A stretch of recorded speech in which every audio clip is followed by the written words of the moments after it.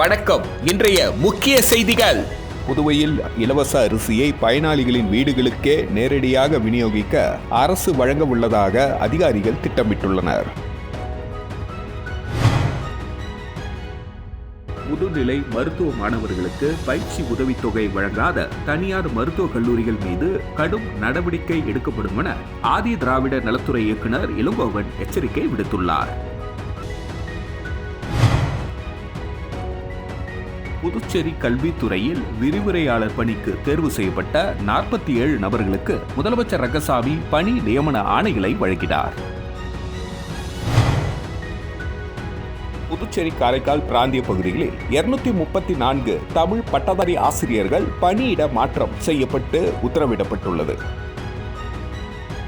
புதுவையில் இலவச அரிசியை பயனாளிகளின் வீடுகளுக்கே நேரடியாக வழங்க அரசு திட்டமிட்டுள்ளதாக அதிகாரிகள் திட்டமிட்டுள்ளனர். தீபாவளிக்குள் நியாய விலைக் கடைகள் மூலம் இலவச அரிசி விநியோகிக்கப்படவுள்ளதாக முதல்வர் ரங்கசாமி அறிவித்திருந்தார். குறிப்பிட்ட காலத்திற்கு இத்திட்டத்தை செயல்படுத்தாவிட்டால் போராட்டம் நடைபெறும் என காங்கிரஸ் உட்பட எதிர்க்கட்சிகள் சார்பில் அறிவிக்கப்பட்டது. இதனிடையே பொதுமக்களுக்கு இலவச அரிசி 20 கிலோ, பருப்பு 1 கிலோ என மானிய விலையில் அத்தியாவசிய பொருட்கள் விநியோகிக்க ரூபாய் 250 கோடி ஒதுக்கப்பட்டு துணைநிலை ஆளுநர் மூலம் மத்திய அரசின் ஒப்புதல் பெறப்பட்டதாக கூறப்படுகிறது. அதன்படி இலவச அரிசி விநியோகம் குறித்து மத்திய உள்துறை அமைச்சகத்துக்கு தகவல் தெரிவிக்கப்பட்டுள்ளது. இலவச அரிசி விநியோக திட்டத்தை செயல்படுத்துவது குறித்து சில தினங்களுக்கு முன்பு அதிகாரிகளுடன் முதல்வர் ரங்கசாமி ஆலோசனை நடத்தினார். இலவச அரிசியை பைகளில் அடைத்து பயனாளிகளின் வீடுகளுக்கே நேரடியாக விநியோகிக்கவும், புதுவை அரசு சார்பு நிறுவனம் மூலம் பருப்பு உள்ளிட்டவற்றை விநியோகிக்கவும் திட்டமிட்டுள்ளதாக கூறப்படுகிறது. தீபாவளிக்குள் புதுவையில் இலவச அரிசி விநியோகம் தொடங்கும் என்றும் நியாய விலைக் கடைகளை திறக்கவும் உரிய நடவடிக்கை எடுக்கப்படுவதாகவும் அதிகாரிகள் தரப்பில் தெரிவிக்கப்பட்டுள்ளது. முதுநிலை மருத்துவ மாணவர்களுக்கு பயிற்சி உதவித்தொகை வழங்காத தனியார் மருத்துவக் கல்லூரிகள் மீது கடும் நடவடிக்கை எடுக்கப்படும் என ஆதி திராவிட நலத்துறை இயக்குநர் இளங்கோவன் எச்சரிக்கை விடுத்துள்ளார். புதுச்சேரி மாநிலத்தில் உள்ள தனியார் பள்ளிகளில் படிக்கும் ஆதி திராவிடர் மற்றும் பழங்குடியினர் மாணவர்களுக்கு மத்திய மற்றும் மாநில அரசால் வழங்கப்படும் உதவித்தொகை குறித்து தனியார் பள்ளிகளுக்கான ஆலோசனைக் கூட்டம் கடந்த சில தினங்களுக்கு முன்பு நடைபெற்ற நிலையில் தனியார் கல்லூரி நோடல் அதிகாரிகளுடனான விழிப்புணர்வு ஆலோசனைக் கூட்டம் லாஸ்பேட்டையில் உள்ள உயர் மற்றும் தொழில்நுட்ப கல்வி இயக்குநரகம் அலுவலகத்தில் இன்று நடைபெற்றது. ஆதி திராவிட நலத்துறை இயக்குநர் இளங்கோவன் தலைமையில் நடைபெற்ற இந்த கூட்டத்தில் உயர்கல்வித்துறை அதிகாரிகள், ஆதி திராவிட நலத்துறை அதிகாரிகள், அரசு மற்றும் தனியார் கல்லூரி நோடல் அதிகாரிகள் மற்றும் பேராசிரியர்கள் கலந்து கொண்டனர். இக்கூட்டத்தில் பேசிய ஆதி திராவிட நலத்துறை இயக்குநர் இளங்கோவன், ஆதி திராவிட நலத்துறை மூலம் கல்லூரிகளுக்கு கால தாமதம் இல்லாமல் கட்டணம் வழங்கப்பட்டு வருகிறது. தனியார் கல்லூரி நிர்வாகிகள் ஆதி திராவிடர் மாணவர்களிடம் கல்வி கட்டணம் கேட்டு துன்புறுத்தக்கூடாது, அவர்களை தனியாக நிறுத்தக்கூடாது என்றும், எதுவாக இருந்தாலும் அவர்களது பெற்றோர்களை அழைத்து தெரிவிக்க வேண்டும் உட்பட பல்வேறு ஆலோசனைகளை வழங்கினார். மேலும் முதுநிலை மருத்துவ கல்வி பயிலும் ஆதி திராவிடர் மாணவர்களுக்கு மாதந்தோறும் வழங்கப்படும் பயிற்சி உதவித்தொகை 45,000 சில கல்லூரிகள் வழங்குவதில்லை என புகார் வந்துள்ள நிலையில் அரசு உத்தரவை மீறும் தனியார் கல்லூரிகள் மீது கடும் நடவடிக்கை எடுக்கப்படும் என எச்சரிக்கை விடுத்துள்ளார்.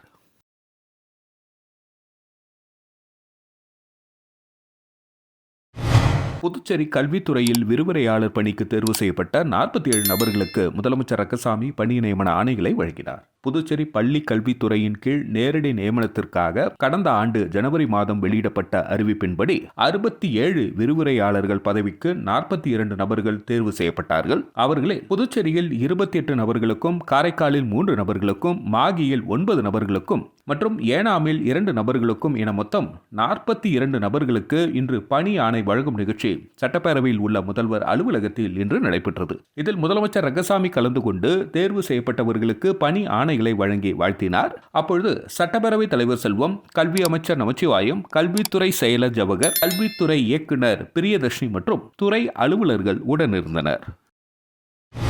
புதுச்சேரி காரைக்கால் பிராந்திய பகுதிகளில் 234 தமிழ் பட்டதாரி ஆசிரியர்கள் பணியிட மாற்றம் செய்யப்பட்டு உத்தரவிடப்பட்டுள்ளது. புதுவை மாநிலத்தில் 4 பிராந்தியங்கள் உள்ளன. அவற்றில் ஆசிரியர்கள் உள்ளிட்டோர் புதுச்சேரி காரைக்கால் பிராந்திய அளவிலேயே பணியிட மாற்றம் செய்யப்பட்டு வருகின்றனர். ஆசிரியர்கள் பணியிட மாற்றத்திற்கான கொள்கை தற்பொழுதுதான் புதுவை அரசால் வகுக்கப்பட்டுள்ளதாக கூறப்படுகிறது. இந்த நிலையில் கடந்த சில மாதங்களுக்கு முன்பு பள்ளி ஆசிரியர்கள் பணியிட மாற்றம் செய்யப்பட்டதற்கு ஒரு தரப்பினர் எதிர்ப்பு தெரிவித்தனர். ஆனால் கடந்த 3 ஆண்டுகள் ஆண்டுகளுக்கும் மேலாக புதுச்சேரியை சேர்ந்தவர்கள் காரைக்காலில் பணிபுரியும் நிலையில் அவர்களை வயது முதிர்வு உள்ளிட்ட காரணங்களுக்காக வசிப்பிட பகுதிகளுக்கே பணியிட மாற்றம் செய்ய வேண்டும் என்ற கோரிக்கையும் எழுந்தது. பணியிட மாற்றத்துக்கான ஆதரவு எதிர்ப்பு காரணமாக பணியிட மாறுதல் உத்தரவை செயல்படுத்துவதில் சிக்கல் ஏற்பட்டது.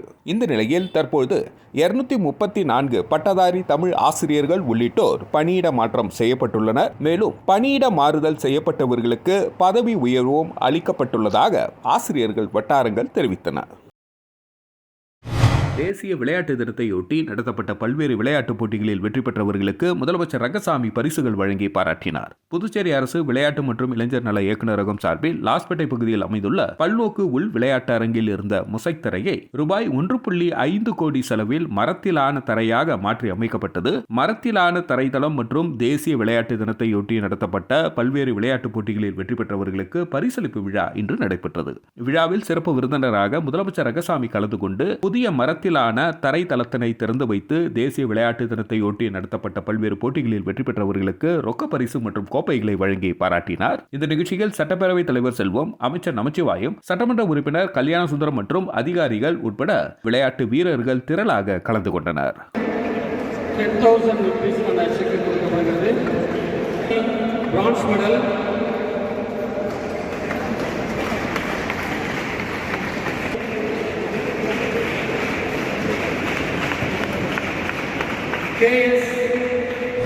புதுச்சேரியில் ஊசுடு தொகுதியில் உள்ள அரசு பள்ளிகளில் தேச தலைவர்களின் பெயர் பலகையினை அமைச்சர் சாய்ஜி சரவணகுமார் திறந்து வைத்தார். ஊசுடு சட்டமன்ற தொகுதிக்குட்பட்ட பல்வேறு பகுதிகளில் இயங்கும் அரசு பள்ளிகளுக்கு பல ஆண்டு காலமாக எவ்வித பெயரும் இன்றி இருந்து வந்த நிலையில் அமைச்சர் சரவணகுமார் முயற்சியில் தேசிய தலைவர்களின் பெயர் சூட்டி அதன் பெயர் பலகை திறப்பு விழா இன்று நடைபெற்றது. இதில் தொகுதி சட்டமன்ற உறுப்பினரும் அமைச்சருமான சரவணகுமார் கலந்து கொண்டு பெயர் பலகையினை திறந்து வைத்தார்.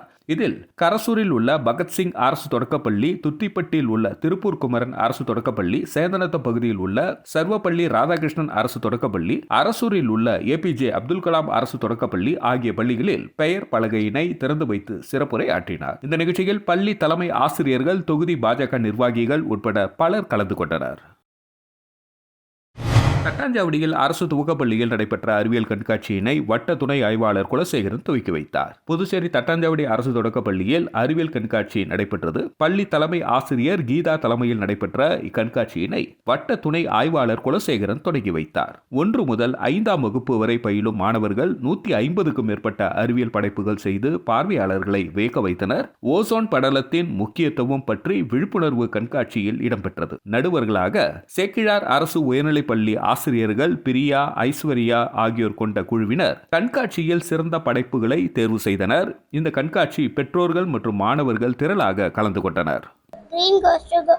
A helmet. Avoid mobile phone while driving. Don't drink and drive. Avoid harsh driving. Don't cross the speed limit. Don't play on the road. Always keep left side. Stay alert. Stay safety. Thank you. Good morning, my name is S. Yogashni. I study in class 2. My project name is Natural Disaster. Natural disaster caused by force of nature. These are them different types of natural disaster. Number 1, drought. Number 2, flood. Number 2, wildfire. Drought causes no rainfall. Flood causes heavy rainfall. Wildfire causes cut off degree less rainfall. Thank you. Puducherry Thiruvalluvar நகரில் உள்ள புகழ்பெற்ற அருள்மிகு ஸ்ரீ துலுக்கானத்தம்மன் கோவிலில் நவராத்திரி துவக்க விழாவில் பக்தர்கள் கலந்து கொண்டு சாமி தரிசனம் செய்தனர். புதுச்சேரி முத்தியால்பேட்டை தொகுதிக்குட்பட்ட திருவள்ளுவர் நகர் பகுதியில் அமைந்துள்ள புகழ்பெற்ற அருள்மிகு ஸ்ரீ துலுக்கானத்தம்மன் கோவிலில் நவராத்திரி பெருவிழா துவங்கியது. நவராத்திரி குழுவின் முதல் நாளையொட்டி மகா கணபதி சிறப்பு ஹோமம் உட்பட சிறப்பு பூஜைகள் நடைபெற்றது. தொடர்ந்து துர்க்கை அம்மன் சிறப்பு அலங்காரத்தில் பக்தர்களுக்கு காட்சியளித்தார். நவராத்திரி முதல் நாள் பூஜையொட்டி நடைபெற்ற குங்கும அர்ச்சனை நிகழ்ச்சிகள் ஏராளமான பெண்கள் கலந்து கொண்டு அம்மனை வழிபட்டனர். புதுச்சேரி பாரதியார் பல்கலைக்கூடம் கலைஞர்கள் சார்பில் இசை நிகழ்ச்சிகளும் நடைபெற்றது. முதல் நாள் துவங்கி 9 நாட்களும் சிறப்பு பூஜைகளும் ஒவ்வொரு நாளும் அம்மன் சிறப்பு அலங்காரத்திலும் காட்சியளிக்க உள்ளார். மேலும் ஒவ்வொரு நாளும் இசை கச்சேரி உள்ளிட்ட பல்வேறு கலை நிகழ்ச்சிகள் நடைபெற உள்ளன. நவராத்திரி விழாவினையொட்டி நடைபெற்ற சிறப்பு நிகழ்ச்சிகளில் ஏராளமான பக்தர்கள் உள்ளிட்ட பொதுமக்கள் கலந்து கொண்டனர். என்பவருக்கே கனந்தரம் பூவளாய் அபிராமி கடைக்கண்களே ஆத்தாலே எங்கள் அபிராம வல்லியே அந்தமெல்லாம் பூத்தாலே. புதுச்சேரி தட்டாஞ்சாவடியில் உள்ள பழமையான புனித பாத்திமா அன்னை ஆலயத்தின் கொடியேற்று விழா ஆண்டு திருவிழா கொடியேற்றத்துடன் தொடங்கியது. புதுச்சேரி தட்டாஞ்சாவடியில் புனித பாத்திமா அன்னை ஆலயம் உள்ளது. இதன் 70வது ஆண்டு பெருவிழா இன்று கொடியேற்றத்துடன் துவங்கியது. பேராயரின் பதிலி கல்வித்துறை பீட்டர் ராஜேந்திரன் கொடியை ஏற்றி வைத்தார். தொடர்ந்து கோவில் பங்குத்தந்தை ஆரோக்கியதாஸ் தலைமையில் திருப்பலி நடைபெற்றது. இந்த நிகழ்ச்சியில் சேவியர் கிளாடில், அருள் திரு சவரிமுத்து ஆகியோர் கலந்து கொண்டனர். இதனைத் தொடர்ந்து தினமும் காலை மற்றும் மாலையில் சிறப்பு திருவலியும் சிறிய தேர்பவனியும் நடைபெற்றது. இதன் முக்கிய நிகழ்ச்சியாக வரும் ஞாயிற்றுக்கிழமை மாலை பெருவிழா ஆடம்பர கூட்டு திருவலி நடைபெறுகிறது. இதனை சென்னை மயிலை உயர்மறை மாவட்ட முன்னாள் பேராயர் சின்னப்பா ஆடம்பர தேர்பவனியை துவக்கி வைக்கிறார். இதில் அனைத்து பங்கு இறைமார்கள் பங்கேற்பார்கள் என கூறப்பட்டுள்ளது.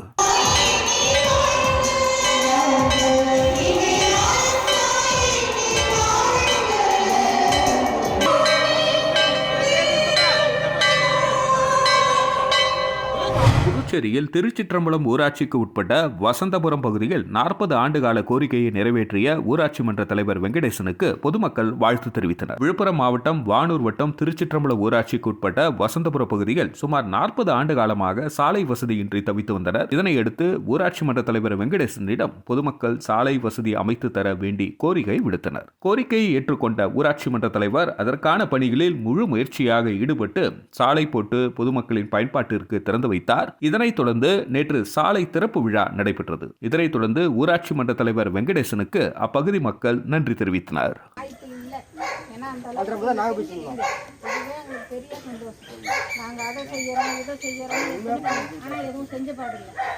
ஒவ்வொருத்தரையும் பார்த்து ஏமாந்து மிச்சம். புதுச்சேரியில் வள்ளலார் பிறந்தநாள் விழா மற்றும் ராமலிங்க சுவாமி மடத்தின் 76ஆம் ஆண்டு விழா முதலியார்பேட்டையில் உள்ள சமரச சுத்த சன்மார்க்க சங்கத்தில் நடைபெற்றது. புதுச்சேரி முதலியார்பேட்டையில் உள்ள சமரச சுத்த சன்மார்க்க சங்கத்தில் வள்ளலார் பிறந்தநாள் விழா மற்றும் ராமலிங்க சுவாமி மடத்தின் 76ஆம் ஆண்டு விழா நடைபெற்றது. மடத்தின் அறங்காவலர் கோபாலகிருஷ்ணன் தலைமையில் நடைபெற்ற விழாவில் சிறப்பு விருந்தினர்களாக பாமக மாநில செயலாளர் கணபதி, பாஜக மாநில செயலாளர் வெற்றிச்செல்வம், சமரச சுத்த சன்மார்க்க சங்க தலைவர் கணேசன் ஆகியோர் கலந்து கொண்டு பக்தர்களுக்கு அன்னதானம் வழங்கினார்கள். அதனைத் தொடர்ந்து மாணவி தேஜாஸ்ரீ பரதநாட்டிய நிகழ்ச்சி, சண்முக பிரியா மணிமாறன் தலைமையில் திருவருட்பா வீணை நிகழ்ச்சி மற்றும் சொற்பொழிவு நிகழ்ச்சி நடைபெற்றது. இதில் வள்ளலார் பக்தர்கள், தொண்டர்கள், பொதுமக்கள் உட்பட பலர் கலந்து கொண்டனர்.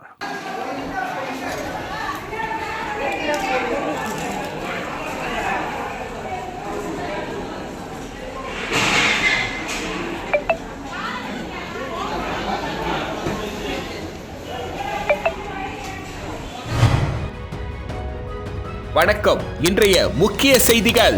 புதுவையில் இலவச அரிசியை பயனாளிகளின் வீடுகளுக்கே நேரடியாக விநியோகிக்க அரசு வழங்க உள்ளதாக அதிகாரிகள் திட்டமிட்டுள்ளனர்.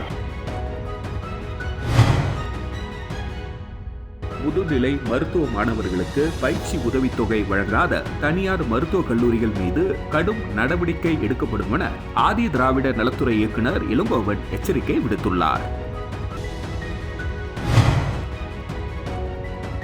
புதுச்சேரி கல்வித்துறையில் விரிவுரையாளர் பணிக்கு தேர்வு செய்யப்பட்ட 47 நபர்களுக்கு முதலமைச்சர் ரங்கசாமி பணி நியமன ஆணைகளை வழங்கினார். புதுச்சேரி காரைக்கால் பிராந்திய பகுதிகளில் 234 தமிழ் பட்டதாரி ஆசிரியர்கள் பணியிட மாற்றம் செய்யப்பட்டு உத்தரவிடப்பட்டுள்ளது. செய்திகளை துல்லியமாக தெரிந்து கொள்ள கிரியேட்டிவ் மீடியா நியூஸ் யூடியூப் சேனலை சப்ஸ்கிரைப் செய்து கொள்ளுங்கள்.